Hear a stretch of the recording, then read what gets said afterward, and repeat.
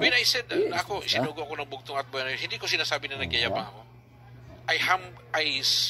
I speak the words with humility. Ha? Kasi ang isa lang naman ang motto ko, LRJ. Kung hindi ako, sino? At kung hindi ngayon, kailan? Kung dili ako, kinsa man. Ha? Pag sinabi na bakit ikaw sinugo, Pastor, itinatanong ko, yan din ang tanong ko sa'yo, bakit hindi ikaw? Ha? Diba? Bakit hindi ikaw ang sinugo? Bakit ako tinatanong mo? Bakit hindi ikaw? Tanungin ko. Bakit hindi ikaw? Pag sinabi niya may nagsabi na sugo siya, well, fine, that's good. Mabuti nga, maraming sinugo ng bugtong buwan na Diyos. Mas maganda yan. Pero lagi kong tinatanong, paano ka sinugo? Ha? Magkamali ka ng sagot dyan, tagilid ka sa akin. Ha? Kasi lang mo sa programa ni Eli Soriano. May nagtanong sa kanya, Brother Eli, sugo ka ba? Alam mo sabi ni Brother Eli, nangangaral naman ako. Sa tingin ko parang sugo at ako. So yung salitang parang sugo, hindi niya sure.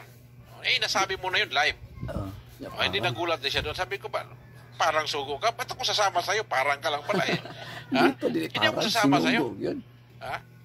So, tayo, like for example, si Elias, nakita niyo yung Israel tumatalikod sa bayan, simpan na doon kay Baal. Si Elias, mga kapatid, taga-bundok siya, nakita niyo nangyari sa Israel eh.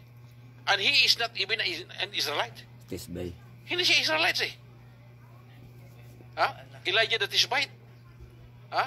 Tishbite means a person traveling from one place to another. Ha? Para itong gypsies eh.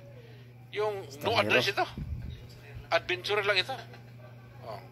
Sabi nga nung isang naka-debate ko, sabi nila, bakit Pastor hintil ka? Paano kang naging sinugo? Ang sinugo, mga Israelita lang.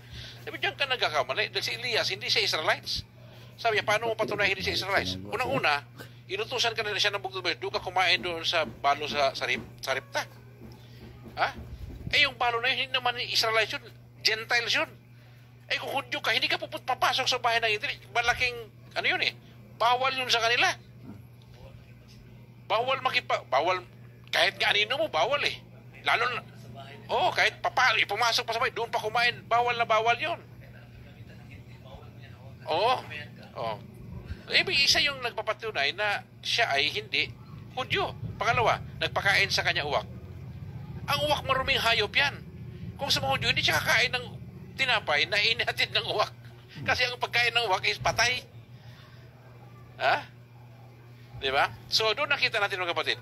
Kaya itong bugtong at buwan na Diyos, nung kinausap niyo mga Israelites, sabi niya, tutulungan kayo. Ako magtatanggol sa inyo.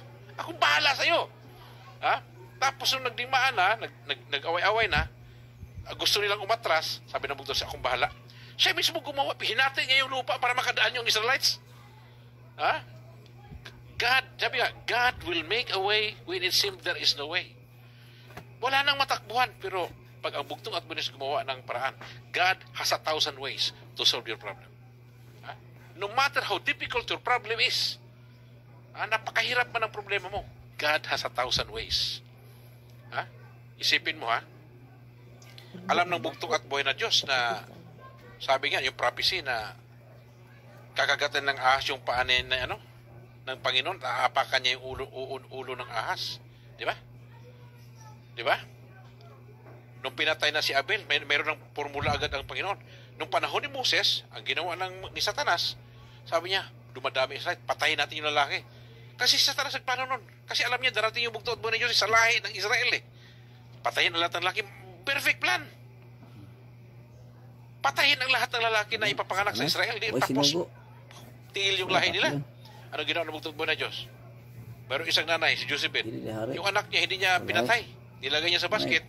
Nakita nung anak ng hari na prinsesa, muntik na maging hari ng Egypto. Ha? Ganon magplano ang bugtong at buwan ng Diyos. Di ba? Of all the people, nung panahon ni Queen Esther, pinapapatay din lahat ng mga Israelites. Sabi ng hari, nung pumunta siya doon, napakaganda niya, pumunta doon sa bayan sa hari ng Israel. Pagdating niya doon, sabi, anong kailangan, sino ba yung tampalasan na pumasok na hindi ko inimbitan? Kasi noong naman, hindi ka pwede humarap sa hari na walang imbitasyon.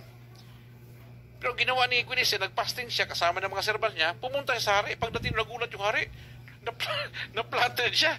Kasi di nangyari yun na, isipin mo, lalaki ka, dadalawin ka ng babae. Kakaiba yun. Hindi uso yun sa kanila noon.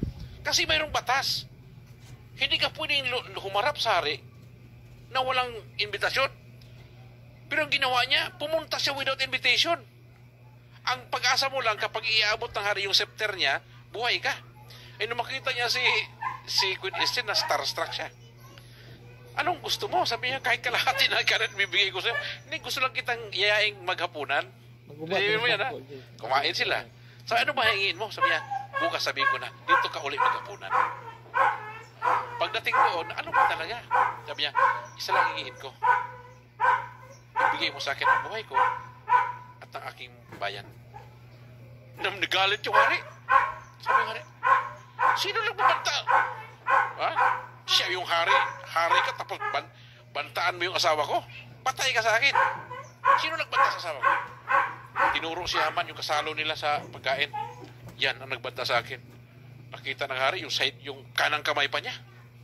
Ha? Iba yung kanang kamay, yung mga salbahe yan, yung mga demonyo yan eh. Ha? Gusto niya patayin yung bayan ng Diyos. Yung kanang kamay. Nung makita ng hari yung kanang kamay, atras yung hari. Pagbalik niya, nagmakawa si Haman doon sa Reyna, hinawakan niya. Bawal yun. Ano yung masunod? Ha? Bawal hawakan yung Reyna. May batas yun eh. May batas, hindi ka pwedeng humawak sa kanya. Bawal. Sabi niya, aba, pagbalik ng hari, aba, gusto paggasahin yung asawa ko. Ha? Oo. Ang hari, di niya alam anong gagawin niya kay Haman kasi sidekick niya yun eh. Kanang kamay niya yun eh. Ha? Kaya nung hinawakan yung Reyna, ginawa niya ng kwento, gusto mo palang gasahin yung asawa ko. Ha? Binigyan niya ng rason ang hari na patayin siya. Kaya yung pinagawa niyang bitayan, doon siya binitay, pati pamilya niya binitay doon. Oo. Lahat, galing sa lulo, lula, tanan, pati anak, pinatay lahat. At yung bahay lang tinapunan ng mga dumi. You see?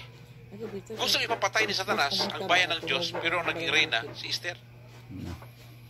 Ha? Sa panahon nung nagkatawang taong bugtong at buwan, gusto rin patayin ang bugtong at buwan na Diyos, pinatakas naman siya.